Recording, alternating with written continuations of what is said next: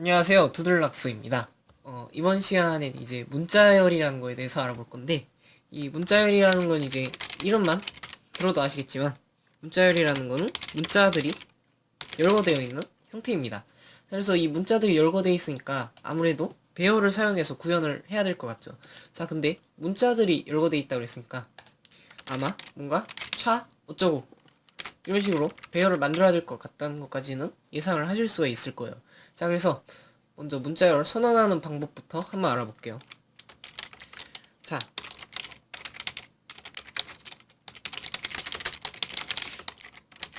어떻게 하시냐면 차 이렇게 하신 다음에 이제 차형 배열을 그냥 만들면 돼요. 그래서 뭐 예를 들어서 어레이라고 한다면은 어레이하고 배열 선언하듯이 뭐 10개 이런 식으로 선언을 해주시면 되거든요. 되게 간단하죠. 근데 이제 보통 뭐 문자열에 뭘 저장한다 그러면 10글자 갖고는 좀 부족하겠죠. 그래서 한 100개 정도 잡아줄게요. 자, 이런 식으로 문자열을 잡을 수가 있고요. 여기도 마찬가지로 문자열을 배열 선언하듯이 여기 중괄호 안에다가 막 뭐 예를 들어서 H, E, L, L 뭐 이런 식으로 하는 방법이 있겠죠. 근데 이렇게 하면은 좀 번거롭겠죠, 아무래도. 자, 그래서 지금까지 많이 써왔던 어떤 구문을 사용할 건데 그게 뭐냐면요. 큰 따옴표입니다. 자, 큰 따옴표를 써서 헬로 월드 이런 식으로 월드 이런 식으로 한 다음에 따옴표를 이렇게 닫아주고 세미콜론까지 쳐주면 지금 우리가 만든 차형 배열, 즉 문자열의 초기 값을 지정을 해준 그런 상태가 되는 거겠죠. 자, 그래서 보시면 여기서도 이 숫자를 생략해도 돼요. 배열에서도 생략했죠. 이런 식으로 생략을 해도 되고요. 그 다음에 프린트F 하실 때 예전에 이걸 했는지 안 했는지 기억이 잘 안 나긴 하는데 %s라는 걸 씁니다. 그러니까 요 문자열 전체를 한 방에 출력하고 싶다 하시면 %s 하신 다음에 어레이 이렇게 하고 대괄호는 신경 쓰지 말고 안 적어주시면 되고요. 그 다음에 여기 맨 끝에 줄바꿈 문자 있었으면은 여기 줄바꿈 안 적어줘도 되지만 지금 줄바꿈이 없죠. 그러니까 여기에 줄바꿈 문자까지 하나 적어줄게요. 자, 그래서 여기 보시면 사실 얘도 문자열입니다. 프린트 F 함수에다가 요 큰 따옴표 안에다 적는 거 지금까지 엄청나게 많이 했잖아요. 어쨌든 얘도 똑같은 문자열이다 라는 거 정도만 알려드리고 싶고요. 자, 그러면 바로 한번 출력을 해볼게요. 자, 이렇게 하면 헬로 월드라는 아주 지금까지 많이 봐왔던 그런 문장이 출력이 되네요. 그죠? 자, 근데 여기서 한 가지 뭔가 재밌는 예제를 하나 드려볼게요. 예전에 사이즈 오브 이렇게 하고 어레이 한 다음에 사이즈 오브 이렇게 하고 차 이런 식으로 하게 되면은 이 배열의 길이가 나오잖아요. 자, 벌써 나와버렸네요. 14개짜리 배열이라고 나와 있는데 이 글자 수 한번 세보실래요? 하나, 둘, 셋, 넷, 다섯, 여섯, 일곱, 여덟, 아홉, 열, 열하나, 열둘, 13글자죠. 13글자인데 왜 얘는 14칸짜리 배열을 잡았을까요? 뭐 확실하게 하기 위해서 프린트 F하고 한번 출력까지 한번 해볼게요. 그러니까 요 배열의 크기를 한번 출력을 해보자는 거예요. 배열의 크기 14라고 나오죠. 그러니까 배열의 크기는 14인데 분명히 아무리 세봐도 13글자인데 왜 14개를 잡았냐 라는 거를 지금부터 한번 설명해드려 볼게요. 자, 여기 아스키 코드표 기억나시나요? 아스키 코드표가 이제 문자열에서 한 번 더 등장을 하는데 저희가 그냥 문자형 할 때 아스키 코드표를 잠시 알려드렸던 걸로 기억이 나요. 자, 그래서 여기 보시면 기억이 안 나시는 분들을 위해서 다시 설명하자면 문자 하나를 숫자 한 개에 대응시키는 이런 체계였는데 이런 체계에서 여기 있는 이상한 애들이 있었죠. 여기 있는 이상한 애들을 쭉 보면은 맨 처음에 0번하고 널이라는 애가 있어요. 이 널이라는 애는 뭐냐면요. 이게 널문자라는 애인데요. 널문자라는 애인데 이게 어떻게 된 거냐면요. 이걸 조금 더 간단한 문장으로 한번 ABC라는 애로 한번 바꿔볼게요. 자, 여기 ABC라는 애가 있는데 4개죠. 4칸이죠. 이게 뭐랑 똑같냐면요. 이렇게 큰 따옴표하고 ABC라고 하는 거는 뭐랑 똑같냐면 중괄호 안에다가 A, B, C 하고 이상한 문자가 뒤에 하나가 더 붙어요. 이게 지금 백슬래시하고 숫자 0을 쓴 거거든요. 그래서 이 백슬래시 숫자 0이 뭐냐면요. 널문자라는 애입니다. 아까도 보셨죠? 아까 아스키 코드표의 맨 첫 번째 이 널문자가 바로 이 백슬래시 0인데요. 이 백슬래시 0이라는 애는 뭔 역할을 하는 애냐면 여기가 바로 문자열의 끝이다 라는 거를 나타내는 애예요. 그래서 앞으로 이제 조금 있다가 문자열에 관련된 함수 몇 가지를 알려드릴 건데, 거기도 보시면 이 널문자라는 애가 중요하게 작용을 하거든요. 그래서 문자열의 끝을 알리는 문자다 라는 거. 그래서 배열을 잡으면 이렇게 안에다가 ABC 이런 식으로 잡으면 배열의 길이가 4가 된다 라는 얘기였습니다. 그래서 이 문자열 끝에는 항상 널문자라는 눈에 보이지 않는 문자가 붙게 되는 거고요. 그러면 이번에는 입력을 한번 받아볼게요. 입력은 어떻게 받냐면요, 이제 스트링, 문자열을 영어로 스트링이라고 그러거든요. 스트링의 첫 글자를 따서 S라고 한번 줘볼게요. 차 S 하신 다음에 100개 정도 잡고 100개 정도 이렇게 잡은 다음에 스캔F를 한번 써볼게요.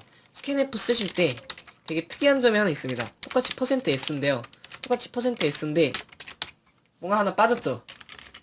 여기 엔드가 빠졌죠? 여기 엔드 붙여주시면 오히려 에러가 나요. 왜 에러가 나는지는 포인터라는 걸 배울 때 자세하게 알려드릴 거고, 지금은 이제 스트링을 입력을 받을 때, 문자열을 입력을 받을 때는 앞에 엔드를 붙이지 않는구나 라는 거를 외우다시피 하시면 될 것 같아요. 어차피 이제 문자열을 그렇게 많이 쓰진 않을 겁니다. 왜냐하면 이 C++에서는 스트링이라는 새로운 자료형이 있어요. 그래서 이 스트링이라는 걸 쓰기 때문에 이런 배열 형태로 되어 있는 문자열을 앞으로 많이 보실 일이 없을 건데, 제가 이걸 알려드린 이유는 이 C 언어를 쓰실 때는 문자형 배열을 선언을 해서 문자열을 구현을 해야 된다라는 걸 보여주기 위해서 하는 거고요. 자, 어쨌든 이렇게 입력을 받으신 다음에 바로 그냥 출력을 한번 해볼게요. 출력도 %S하고 뭐 줄바꿈까지 해주고, 그 다음에 S 이렇게 하시면 되겠죠. 그죠? 그 다음에 실행 한번 시켜볼까요?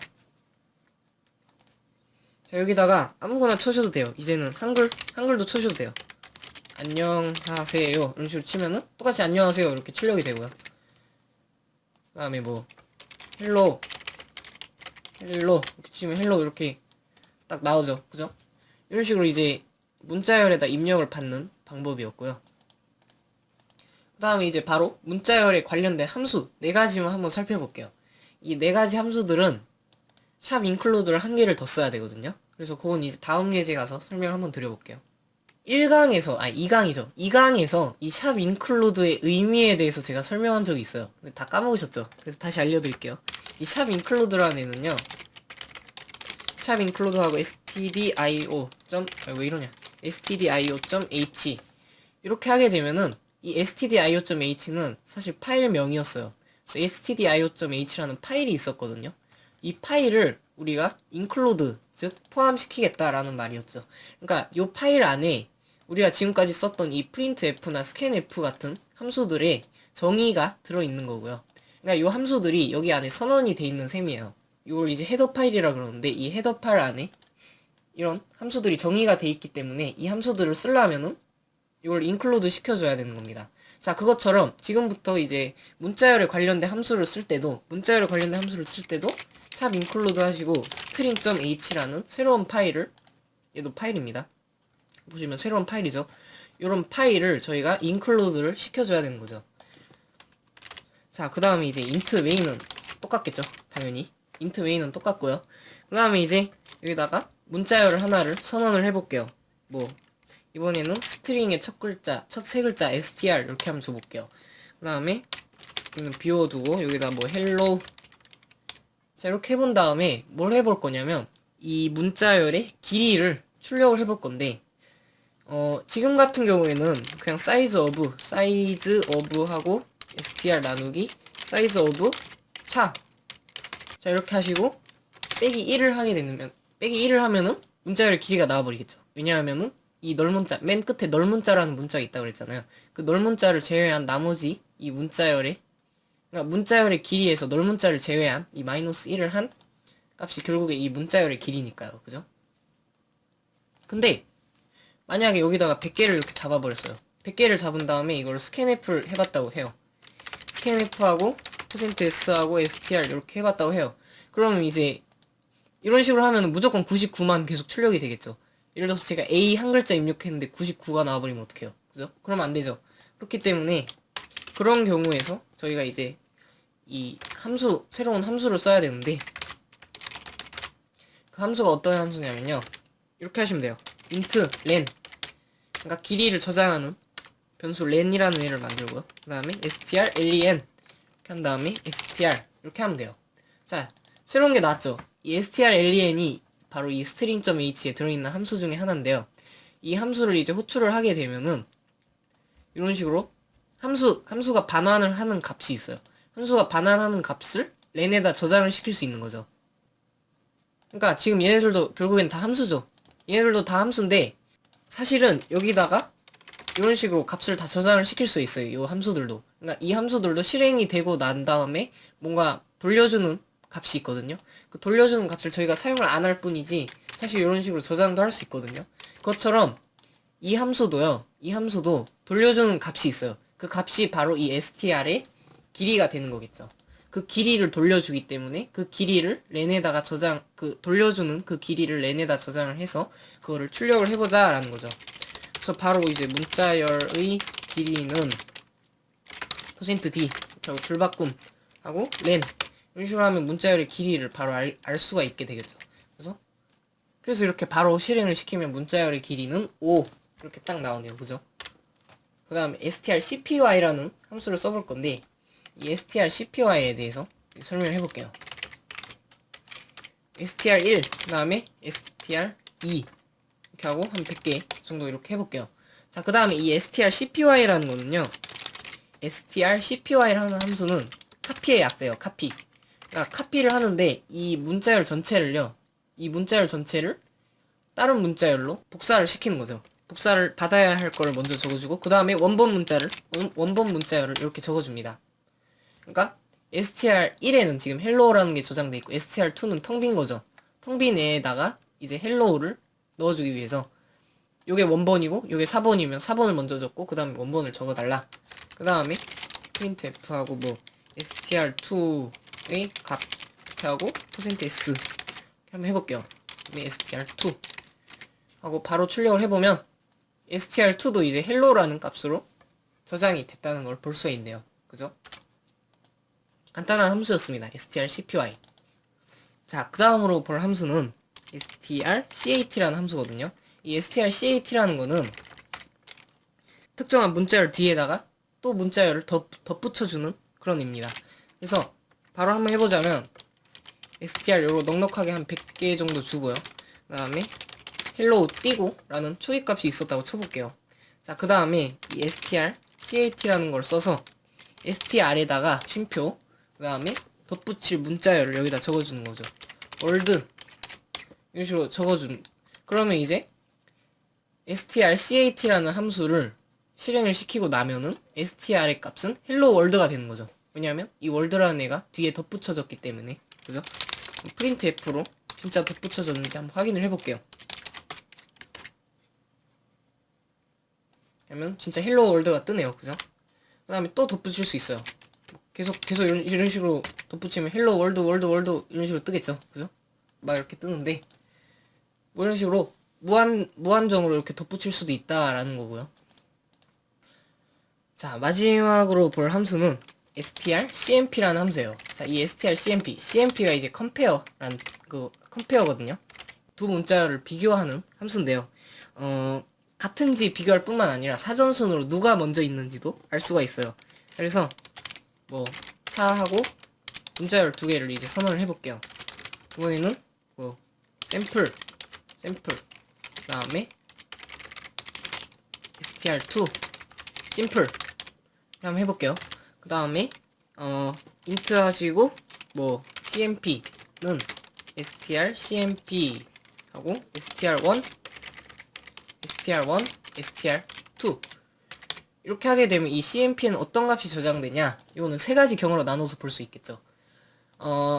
str1이 그러니까 첫 번째 문자열이 두 번째 문자열보다 사전순으로 앞쪽에 있다면 -1을 반환을 하고요. 그 다음에 str1이 str2보다 사전순으로 뒤쪽에 있다. 그러면 1을 반환을 하고요. 그 다음에 마지막으로 같다면은 0을 반환을 하겠죠. 자, 그럼 바로 printf하고 cmp에 어떤 값이 저장되어 있는지 한번 볼게요. 그럼 -1이 돼 있죠. 그죠? 얘보다 앞쪽에 있기 때문에 지금 샘플이 심플보다는 사전순으로 앞쪽에 있잖아요. 그러니까 -1이 되는 거고요. 이렇게 살짝 위치만 바꾼 다음에 실행을 시켜보면은 1이 출력이 되는 거고, 그 다음에 뭐 얘를 갖다 심플로 이렇게 바꿔볼게요. 둘 다 심플인 경우에는 이렇게 0이 출력되는 걸 볼 수 있죠. 자, 이렇게 해서 스트링과 그러니까 문자열과 관련된 4가지 함수까지 살펴보면서 문자열에 대해서 알아봤는데, 아까도 말씀드렸지만 이 C++에는 스트링이라는 새로운 자료형이 있어요. 그러니까 인트 차 이런 것처럼 스트링이라는 새로운 자료형이 있기 때문에 C++에서는 아마 거의 차 배열로 되어 있는 형태의 문자열을 보실 일이 거의 없을 건데, C 언어에서는 이런 식으로 문자열을 처리를 한다라는 거를 말씀을 드리고 싶었고요. 그리고 이게 이제 배열이랑 어떤 관련이 있는지 이런 것도 한번 알려드리고 싶어서 23강 문자열을 준비를 했습니다. 그래서 오늘 강좌 여기까지 하도록 하고 다음 시간에 뵙도록 하겠습니다. 감사합니다.